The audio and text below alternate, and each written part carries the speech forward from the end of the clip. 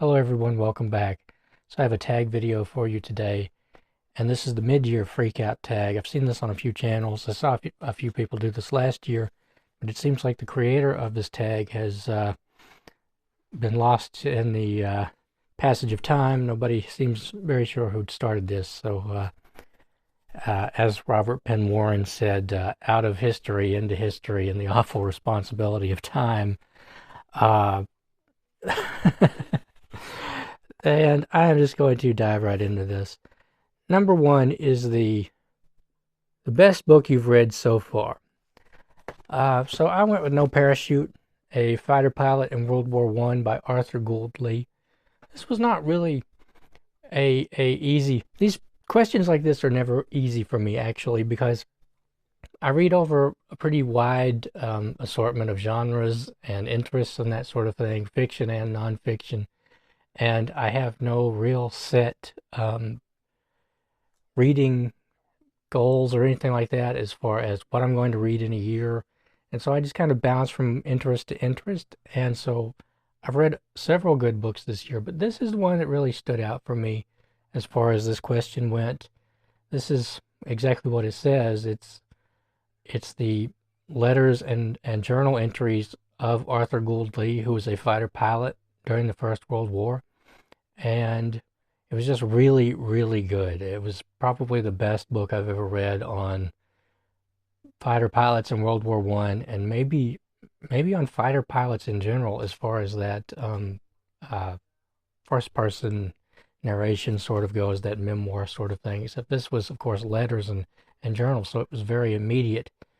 And he really pulled no punches in this book or in his letters. And this has just been the best book that I have read so far this year, out of the whole. Like I said, I've read other really good books this year, but this is the one that came to mind. So number two is best sequel you've read so far.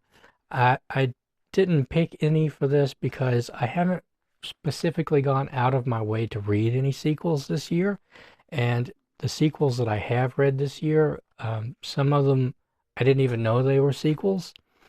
And so I just didn't pick anything for this. I will say that I read a pretty good entry of Tony Hillerman's Leap Horn and Cheese series, but that wasn't a sequel. That was the 8th book in the series. And I guess that maybe that counts as a sequel, but it's, maybe not. I have no idea. Number three, new release you haven't read yet, but want to. I went with none. Because to be completely honest with you, I have no idea what books are being released this year, or next year, or ever. I just don't keep up with new books at all. It's just not. I mostly read used books and older books, and uh, I've never really been all that interested in what's brand new. If I'm out and I find something interesting, I buy it, and that's really all there is to it. Number four, most anticipated release for the second half of the year. So that's really an addendum to the first question and saying that I don't have any. Number five, the biggest disappointment. So I actually went with two books for this. Number one was The Murder at the Mimosa Inn by Joan Hess, and that is a complicated title. So the idea was that it was going to take place at a murder mystery weekend at an inn. A lady was taking her daughter to this, and she's, of course, solved mysteries in the past, but this is just supposed to be a fun weekend for the two of them. And I thought that it would just be kind of a fun little mystery book to read. It's kind of a cozy mystery, I guess. And it was just terrible. It was just terrible, to be honest. Like, it wasn't the word that I thought of. It wasn't cozy. It was cutesy, and it was painfully cutesy. And like it had all these really like think of like the worst '80s movie you've ever seen. Like the worst it's hard to explain, but it was a very '80s book. But it was like over the top '80s, and it went into like really corny jokes, and I just didn't really like any of the characters. They weren't believable at all. They weren't particularly characters that were enjoyable to read about. It could have been done really well, um, but it was just frustrating. It was just a frustrating book. And I just didn't care by the end. I just wanted it to be over. The other book is The Sentinel by Jeffrey Convitz. So this is a book that came out in the 70s. It's a horror novel about a woman who moves into a brownstone in New York City. She's a model, and she moves in, and there are all these. It's a very cheap apartment, of course, and she starts to meet all these people who live in this building, and they're all really, really weird. And at the same time, she has a boyfriend who is under suspicion for having killed his wife. She doesn't think that he did it. The police believe that he did it, but they don't have enough evidence. And it turns out that this brownstone is actually the gateway to hell, and everyone in the house is dead, and they are all like convicted murderers and things like that, people who were sent to the electric chair. And I felt like the author couldn't decide if they wanted the book to be about the gateway to hell and the people, the ghosts living in the house, or if they wanted it to be about the murder mystery. And that conflict really, really split the book in two and was really frustrating because I think it should have been split into two different books. I think it was really, I see why he did it because, I mean, it does kind of come together at the end, but most of the book is split and they have nothing to do with each other. And the boyfriend is incredibly unlikable. I mean, you can tell from the beginning that he's not a normal human being. He is not a pleasant person. He's not a polite person. He does protest too much in his innocence, right? To the point of being rude to the police, and like you can just tell that something's not right with this guy, but our main character doesn't know. And uh, the most interesting part, the people, the dead people who live in this house, um, they are just after like half the book, they just vanish from the whole narrative until the very end, and that was the most interesting part. I mean, I really think that Jeffrey Convitz messed up by not having a focal point of the novel. I think it could have been a really good book if he had focused on the brownstone, the gateway to hell, these convicted dead murderers in this house.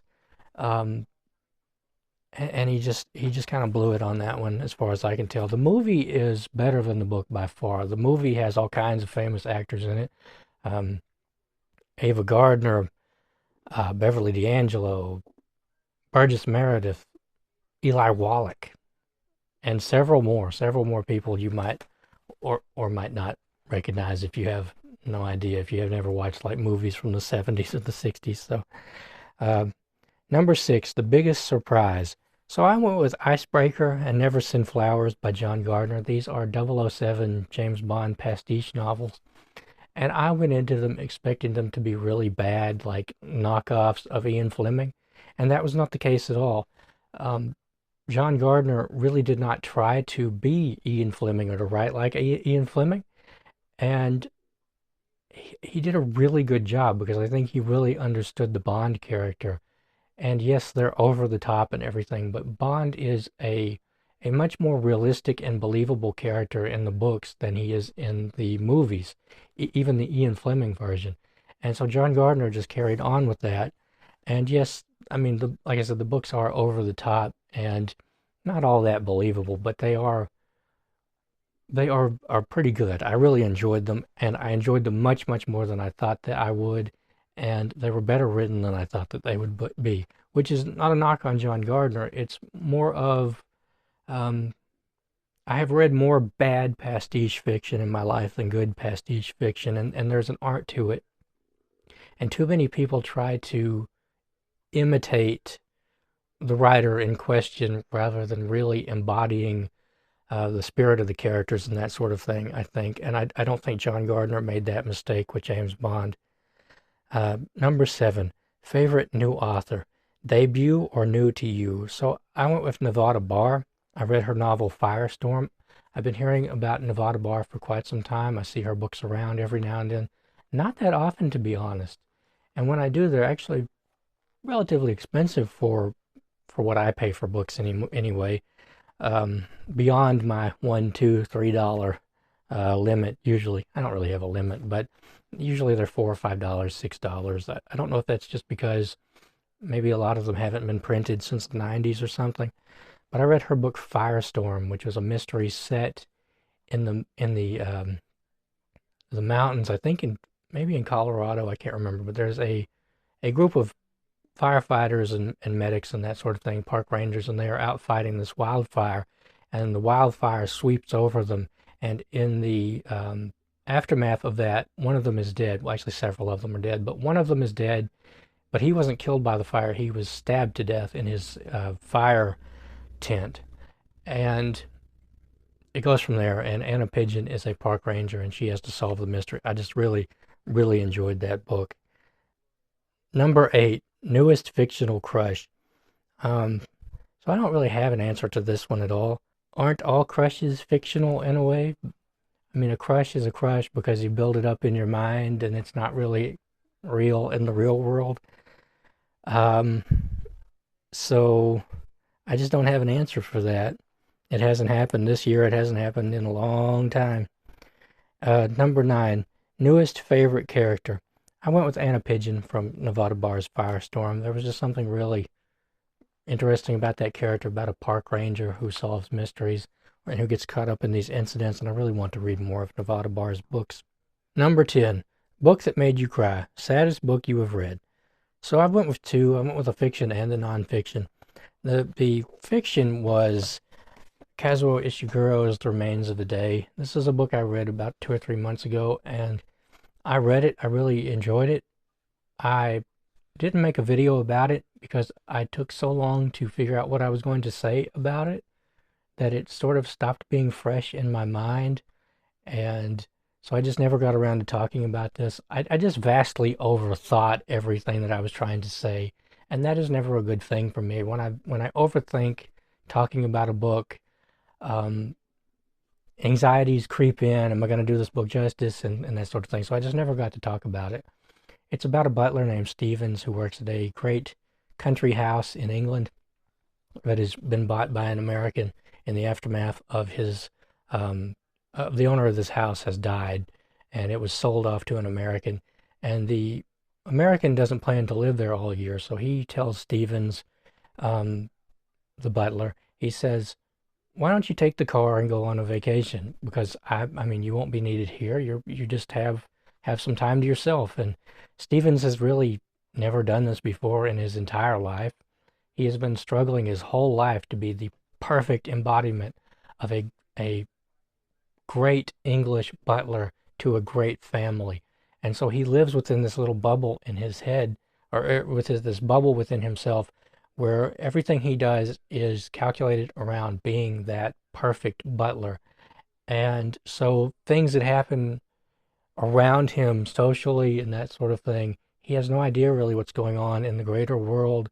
He's really bad with friendships and relationships and things like that. His entire interest hinges upon polishing the silver and seeing that the tea is served at the right time and that sort of thing, running the household.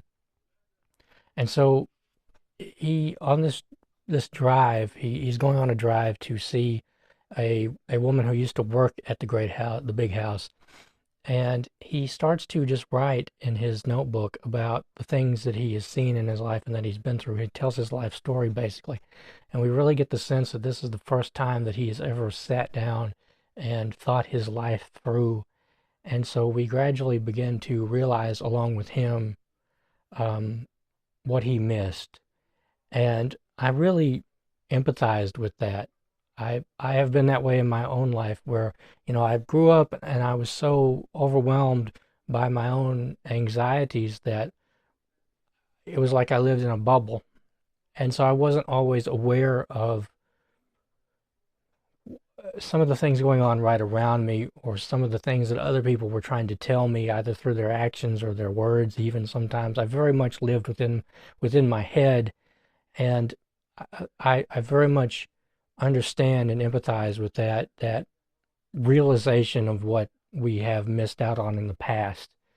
And since I write every day, very much in the manner that Stevens does, not to the extent of it being a daily novel or anything like that, but I reflect every day on what I've been doing. And uh, I really went through a time where I was reflecting on my past, and I would just every now and then I would flash on some realization of what certain actions in the past meant, or what something that someone said in the past meant. And so this really did touch me. I didn't cry or anything, but I really felt empathy for Stevens and for his for what he had lost in his life, what he had overlooked. And the nonfiction book was The Balkan Express by Slavenka Drakulic, which is about a series of articles that she wrote that I believe it was the war between Bosnia and Serbia in the early 90s, where she talked about how this war came about, how it felt like it happened overnight, and all these terrible, terrible things that she went through, that she saw other people going through, that these stories that she heard other people had went through. Um, and it's a really sad book if you ever read about like the wars in the Balkans. Um, the brutality is just immense and sickening and disturbing. And so that was pretty sad. Uh, Number 11, a book that made you happy. So that I went with the most recent book that I have read. And lately I have been reading books that were mostly disappointing. The last several books that I have read have been disappointing, or that I have finished anyway, have been disappointing. And so I just went with Area 7 by Matthew Riley. I haven't made a video about this. I just finished this yesterday. But this is like the most over-the-top 80s, 90s action thriller you can possibly imagine. The stakes have never been higher ever before. And Matthew Riley just completely goes with that premise, just completely goes with this huge over-the-top plot where the stakes are always rising, and the tension never lets up. And everybody's gun has infinite ammo basically, and um, it's it's wonderful for what it is, and it made me very happy. It was a fun read, and Matthew Riley really succeeds where a lot of authors of these sort of over-the-top thrillers fail, and they crash and burn. But I've read two Matthew Riley novels so far, and in no time, I he has this quality of writing where I'm able to suspend disbelief, right? I just go with it, I just trust him, and I enjoy it to the fullest. And that's not to say this book wasn't without its flaws, and I will hopefully be talking about this pretty soon. It had one big flaw that, well, actually, it had two flaws that really bothered me. One, as far as the villain, the main villain, and then one had to do with,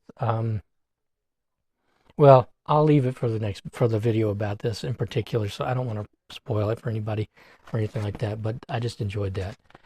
Number 12, favorite book to film adaptation you saw this year.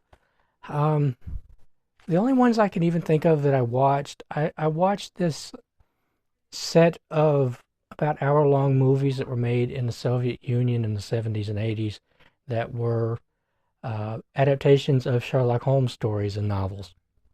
And they were actually really good, very atmospheric. And I think one of the best portrayals of Watson that I have ever seen on screen. They are set in the time period, so in the 1890s, some not like the Basil Rathbone movies, which were set in the 30s and 40s. Um, and Watson moves in with Sherlock in the very first one, and it's sort of a mashup between that book where they move in together. I think is it A Study in Scarlet? Is that the first one? And then The Speckled Band. And it is just really interesting to see how this dynamic develops between Watson and Sherlock, because at first Watson is very suspicious of Sherlock because he doesn't know what Sherlock does for a living. He just knows that he has, this nice apartment. He's doing all these weird chemistry experiments. He's coming in at odd hours, dressed as all these different characters. And he starts to believe that Sherlock is some kind of master criminal. And he he starts to carry a pistol and everything, and they work it out. But I just really enjoyed those. And there's like The Hound of the Baskervilles, Charles Augustus Milverton, several more that I can't remember. I think the last one may be The Greek Interpreter. I just started it, and I don't speak Russian, so I have had to listen or read the subtitles, and it's AI generated subtitles, and sometimes they're pretty good, sometimes they're spot on, but a couple of the movies, the subtitles didn't really work, and they were really bad. But I've just really enjoyed those. Um, I haven't watched all of them yet. And number 13, your favorite review you've written this year, Booktube version, favorite video you have done so far this year. So I went with one that really didn't get very much traction. Not very many people watched it, but it was really fun for me to make, and I really enjoyed making it. And that was the Filmtastic February book tag, which was a tag in which I just got to talk about movies. I never really get to talk about movies, and I used to watch a lot of movies. I just don't watch very many now. And I just had a lot of fun with that. It was fun to do something a little bit different in a video, fun to talk about movies, and I just enjoyed doing that. It had nothing to do with books, but um, I think actually a couple of the questions were about books, but mostly it was about movies. And question 14, the most beautiful book you bought so far this year. I really don't know, and I couldn't remember which books that I have bought this year and which books I bought in other years, I just plain actually forgot. Number 15, what books do you need to read by the end of the year? I don't need to read any books by the end of the year. I don't organize my book reading in any specific way. I just read books whenever I'm interested in them, whenever that occurs to me to read them. And so there are books that I would like to read by the end of the year, sure, but I'll either get to them or I won't. And if I don't, it's no big deal. So the answer to that is none. And that is the end of the mid-year freakout tag. And I don't know if I'll tag anybody for this. I don't tag very many people anymore. It's not because I don't want to. It's more of a I just don't sort of thing. And I want to thank you very much for joining me today. I'd love to hear your thoughts, and I will see you next time.